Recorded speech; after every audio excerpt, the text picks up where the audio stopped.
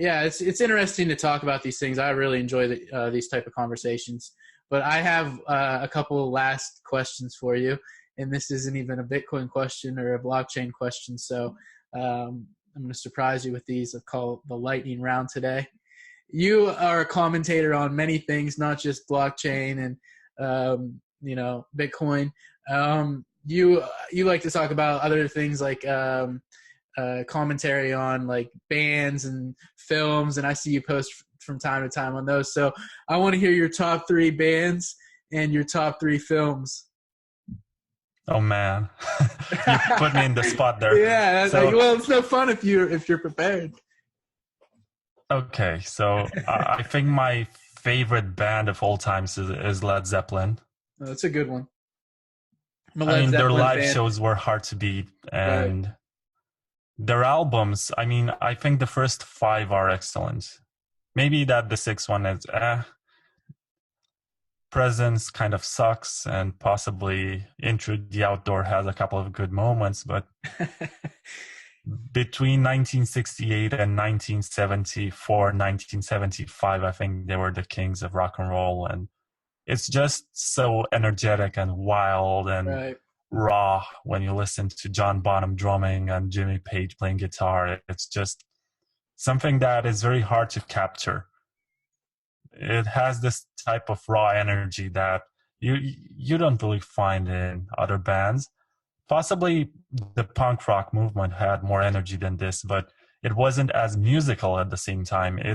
I think Led Zeppelin managed to capture this sweet spot where they combine that sexual bravado and flamboyance of the hippie movement, but also the technicalities of musicianship.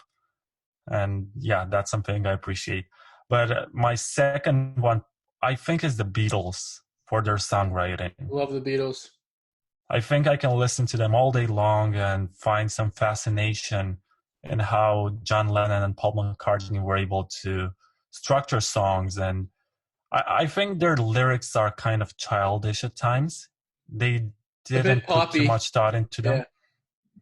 I think they matured with their solo careers, but with the Beatles, it was poppy and it was mostly dumb. Even though maybe a song like Norwegian Wood is very smart because it has these innuendos and it's much more mature than the average I Want to Hold Your Hand, But other than that, the songwriting is just brilliant and their chemistry is just hard to beat. And my third favorite band, it's very hard to choose. I will have to go with something that I have listened to a lot lately. And I don't want it to be like the Beatles and the Stones, because I love the Rolling Stones and I listen to them a lot. And I think their albums that they released with, what's his name? Oh man, I'm going to look like an idiot. But he is the guitar player who has been around after Brian Jones left. Yeah. And he's responsible. Mick Taylor.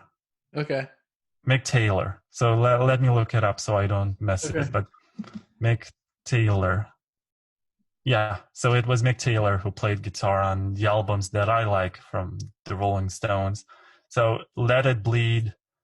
And then actually before it there was Beggar's Banquet, and then there's Let It Bleed. And then there's Sticky Fingers. And then there's Exile on Main Street, and then there's Goat Soup.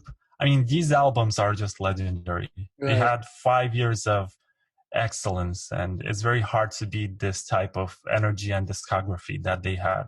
I think the Stones went downhill after Ronnie Wood joined the band, even though I think they got better in concert and live performances. But in terms of songwriting, it was just okay. But other than that, if I think of individual artists, I'm going to have to mention Bruce Springsteen in the early years. He was just the force.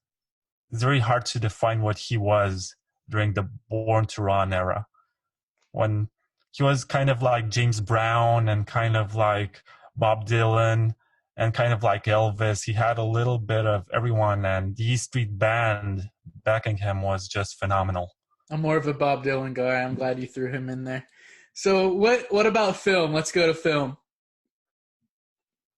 Okay, so my first mention and my favorite film of all times is The Wizard of Oz from 1939 with Judy Garland. I did not see you going there. When I was a kid, I was watching Cartoon Network, which was the only channel on television that had cartoons all day long. Hmm. And I was watching up until I think 9 p.m. or 10 p.m. when they were turning off the lights, and there was this animation that transition between Cartoon Network and TCM. Hmm. And usually the first film that was airing on TCM was The Wizard of Oz. And I think I watched at least the first half hour of the film like hundreds of times. Isn't there some sort of theory that the yellow brick road is something about the Kansas City Fed or something like that? Isn't there something? Have you ever heard that story? Yeah, I've read all of that stuff, even Yeah, Oz referring to ounces of gold, you know? yeah. Is that did you think it was valid, or I haven't looked into it a lot? Do you think there was like some sort of underlying, like it was kind of like a secret, amongst the people that created it, or what do you think? So it was written just by one guy whose name is Frank Baum, Okay. and it was in the early 20th century. And if you put all of that economic information into the context of the times, it makes a lot of sense. So whoever came up with the theory actually knows a little bit about the economics of the time. So it may be possible, but we're talking about films right now, and I think the color, the music, the acting, everything about The Wizard of Oz is just something that makes me happy. And I can watch that any day of the week and not get bored. I've And probably seen it 100 times myself. It's a good one. yeah, I think my second favorite one, and I'm going to have to tie them, I think. Okay. So on one hand, I have Citizen Kane, which I think is just a genius of a film. Not just I know that it's studied in film schools because Orson Welles has tried all the filming techniques that were available at the time. So it's kind of a master class in transitioning between scenes and positioning the camera and putting the lights in the sweet spot to highlight some details. So from this point of view, I can understand it, but I think the story is just timeless. And I think a lot of Bitcoiners who are into eternal riches and big titty bitches and stuff like that, yeah, if they watched Citizen Kane, they would possibly reflect on the purpose of all this, because you end up he Charles Foster Kane, the leading character from the film, Uh-huh. became one of the wealthiest men on the planet, and he had it all. He had a huge castle, which he called Xanadu, in which he was living, and he died alone.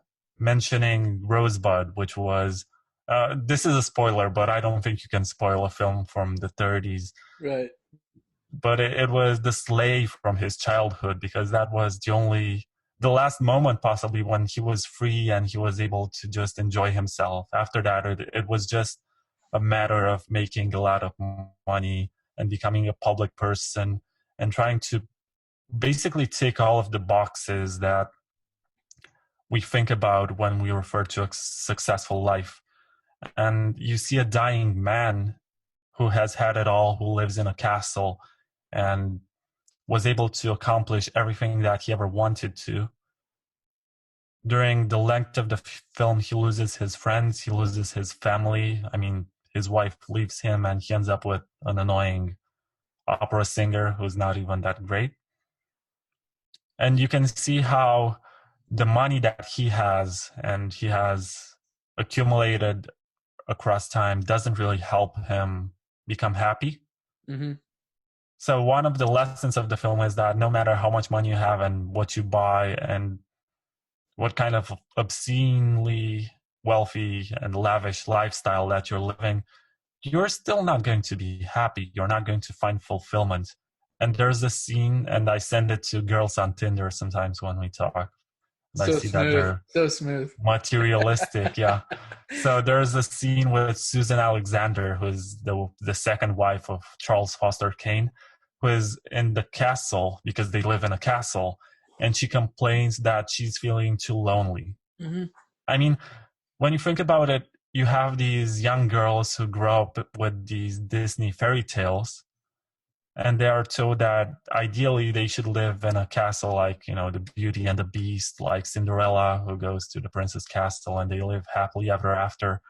And what kind of young girl doesn't appreciate, at least, the advantages that come with living in your own castle? And I guess Bitcoiners have established citadels, which are their version of the castles. But when you go there, you realize that there's not much to do, really. And possibly you're better off just living a smaller life in an apartment with neighbors who at least keep your life more interesting and give you a reason to do stuff and make your life unpredictable.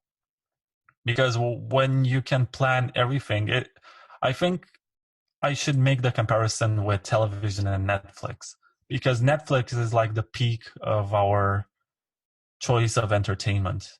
You can have anything whenever you want for as long as you want, but you end up not watching anything. You just scroll through stuff and nothing makes you happy anymore. And you don't really discover new stuff unless you randomly open some films or series that don't make you feel satisfied, because chances are that they're going to suck. But when you just have cable television, you switch through channels and you're going to have something like the Paramount channel or something. And they show classics sometimes. So you just switch channels and you find something, and sometimes it's just surprisingly good, or it fits your mood, or you're going to like it for whatever reason. And you are not expecting that to happen. It was just some sort of weird chance that took you to see those scenes. And I think the beauty of life is also randomness and discovery. If you have everything way too planned, and possibly when you can do whatever you want and you're not bound to anyone and you don't have friends or family and you can tell anyone to go fuck themselves, I mean, this is kind of the peak of having this sovereign life, right? Mm-hmm. And ideally, we should all try to seek to get it to the greatest extent. But you should still have close friends and family and people who keep your life interesting. Because otherwise, if you just end up with people who stick around just because you're wealthy and they want to spend your money and they want to do stuff with your money, that's not real friendship, and you're not going to have real accomplishments with this. I think that's why so many people, like children that grow up really wealthy, are so miserable, and they often like just kill themselves or just never do anything because they, there's no half of the fun of becoming wealthy is the rise, the whole story of the come up, the what it takes, getting up in the morning and having something that makes you happy. And also I agree with you that, money isn't everything. And I think being like a digital nomad and being able to travel around the world and work from location and just have a good standard of living is just as important as being like really wealthy. So that's a good explanation. What is number 3? Okay, so on par with Citizen Kane, I have to mention Casablanca. Okay. I can watch that film at any time, and it's going to make me just as happy. It has all of these cheesy jokes and puns, and it has a strange sense of humor. But I also like the iconic presentation and the scenes, and that opening scene from the bar with Rick showing up and the music playing, and it's just incredible. It's very hard for me to describe it into words, and all that feeling of discovering a long lost love and meeting somebody for the first time in years and finding your feelings once again, and discovering that even though you try to convince yourself that it's over and you have isolated yourself from your former life, you just stumble upon that. I mean, that's human tragedy. It's irony. It's all in one. And you're going to go through this ride of even empathizing and feeling like you have a lot in common with Humphrey Bogart's character. And I don't know, it's just so great. The old films are so much better than the new ones. I think all of the CGI and just, oh man, I don't know who. That's another story. Who are they writing them for? Are they trying to dumb down the audience, or does the audience want dumbed down material? Is that what people want to watch these days? I watched a movie on Netflix the other night, and I was just like, yeah, this is kind of good, but it's nothing like those old movies that you're talking about. So yeah, I appreciate that you went all old school there.